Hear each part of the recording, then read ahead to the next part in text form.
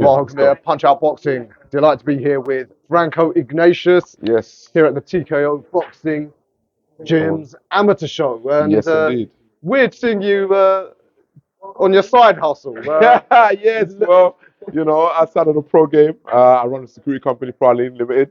Anyone who needs events, security, we're always here to be hired. Just message me on my Instagram, Franko Ignatius, and I'll organize a team. And I can Yeah. attest your security are proper security because you've got big heavyweights like you. I see some security guys, they're like my size, and I think you ain't securing anything. But yeah, so you need some proper security. Get in touch with Franko. Thank you. Franko, yeah, obviously last year you had that great win over Steve Robinson, Yeah. who, whatever critics want to say, he's dangerous, he can really punch, but Yeah, you that's won right. a conclusive victory. Thank you. But we haven't seen you since. What's happened? No, literally, I was just dealing with some stuff behind the scenes. And like I said, I couldn't unfortunately fight in December. But my team's getting in contact with Wasserman, and hopefully, I should have a date by end of this month. I'm hoping it will be March. Yeah. Okay.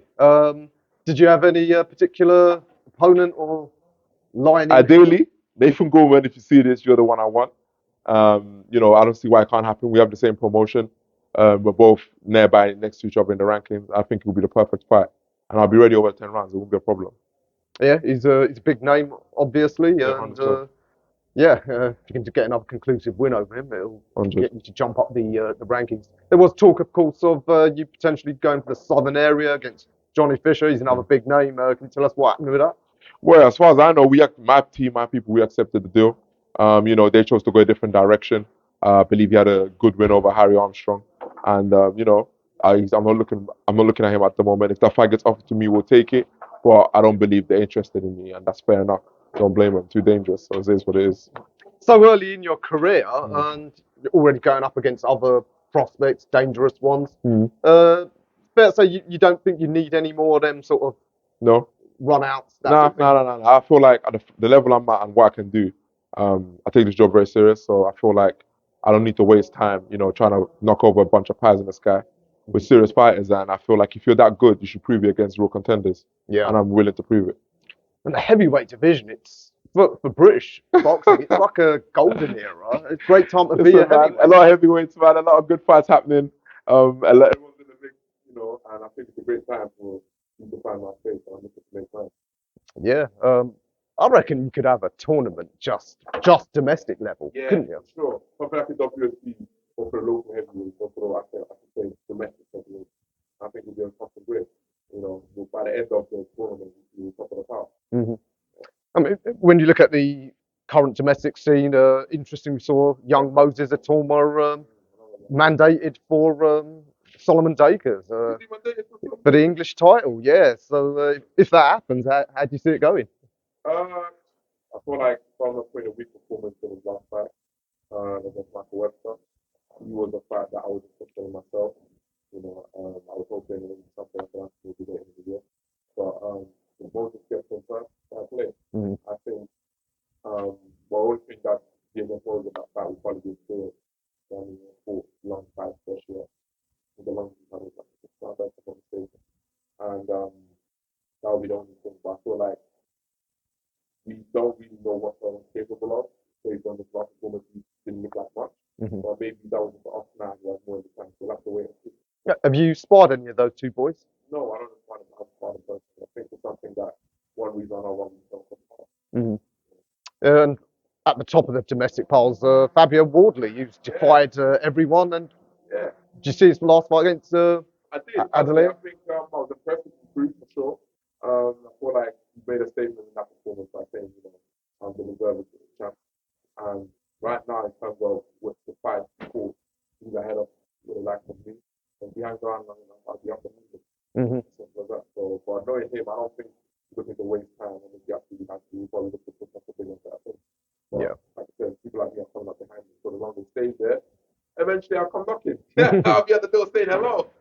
Would you like to go that traditional route, target ultimately the British title before? Depends on what makes sense. I'm not really looking at what we can do or I have to fight this title or that title. It's whatever. Like my thing is about my own progression. That's my focus. So sit down with my team, Brian Lawrence. I figure out what direction we're gonna go and take that direction. Did you see the big Saudi card day of reckoning? Yes. Yeah. What do you make of that? AJ and Wilder, very different outcomes for them. You know what? Yeah, I was impressed by Parker's performance. The fact he kept his composure, especially considering what Wilder done to him in the fight before. He had the right game plan. He pushed in like I would say cautious aggression. Mm-hmm. You know, he done the right thing. With Joshua, I feel like everyone's hailing him now because he's done a good performance, but that's against his old sparring partner. So when he's beat twice in amateur as well, like, well, he can't really take nothing away from that and say, oh, he's back to winning form. But maybe we would have given him the confidence he needs. Only time myself. Mm-hmm. Of course, the undisputed heavyweight title fight. 30 years we've been waiting for this. What do you make of that? I mean, some people saying Fury looked shot against Ngannou. Do you think so? I think you underestimated him. I was far through myself, so I can't say it's from what I've heard, people said, oh, he didn't take camp serious, so he's going to go in there and blow him out. Obviously, that didn't happen. The difference is now we will see what God is going to do, always capable of. People are going to look to set the game up. I expect Joshua will see him and he's going to contend that and prepare accordingly. If Ngannou was to surprise us and go the distance, or God forbid, even imagine knockdown Joshua or win, it would be a big shock, I think. But I think the consensus would be that the focus Joshua will get done with that. Mm-hmm. Do you think it's fair to say that certainly with Fury and Usyk, they're pretty much wrapping up their career? And this Joshua, I'm very surprised to see Joshua past 2 years. Yeah. You know what I mean? Where people like myself, I'm maybe 30, 28, like I've still got potential by one spot. And I highly doubt guys like that would be hanging around for people like me to come out of highly doubt it. Yeah. Of the sort of the next crop, who do you think's likely to come out on top? You know, you've got guys like your Hrgovic's, like Coley. Well, I suppose even Parker's only 31. And like I said, there's no shortage of upcomers as well. It's like people like at my level, when just trying to break out the domestic, get to their level. Then you got the crop you mentioned, they'll probably be messed up. You know what I mean? So I'd expect whoever hangs around longer maybe Parker to be easily fighting for what might want challenging them. So to be most likely going to see the Hrgovic or what's his name, Joyce or one of those type of guys. So that's all the level they're at.